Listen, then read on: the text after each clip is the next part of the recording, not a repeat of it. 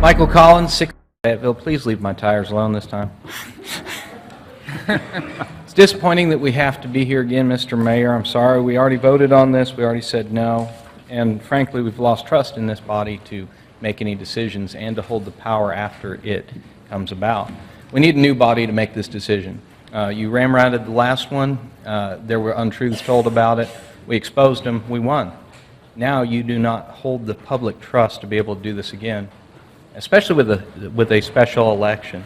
And then with the power to just change it by fiat afterwards without us having the power to repeal like we did last time. I worked, like most people, most conservatives, 2 of my jobs today. And I was counseling another person spiritually, and I would rather be there doing that right now, but now I'm here doing this.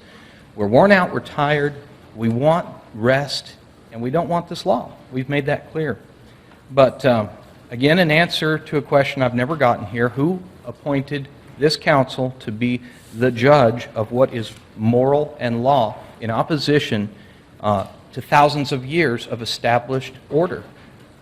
If we were to look at humanity on the clock, we are microseconds into the history of mankind. Yet in the last 20 years, you're going to not just change or add diversity, you're going to reverse morality. You're going to reverse discriminate against people of moral conscience over one issue that you don't agree with. I'm looking in the Constitution for you can have religious conscience unless this body disagrees with it. You have religious rights unless we don't think they're reasonable. It's not in there. I'm looking for anywhere in the laws that says that heterosexual only can have this law. Our law makes us all equal, and it doesn't reference sexuality, nor should it. So we shouldn't give special rights to sexuality either. And then we can live in true diversity. Diversity doesn't come from a top-down tyranny. We should learn this from the colonization where we drew lines in the sand that divided cultures and morals and ethics and religions and caused wars, more wars than we defeated.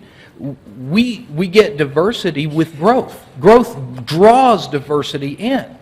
Sometimes diversity we don't want, and that's great. That's the true diversity that we should be seeking. But in conclusion, let me just reference Martin Luther King. A lot of people say this is a civil rights issue, and I think that's an insult to him because he disobeyed laws that violated natural laws. He says, one may well ask, letter from a Birmingham jail, how can you advocate breaking some laws and obeying others? The answer lies in the fact that there are 2 types of laws, just and unjust.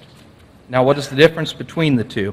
A just law is a man-made code that squares with the moral law or the law of God. An unjust law is a code that is out of harmony with the moral law. I'm tired of being called a bigot. I'm not.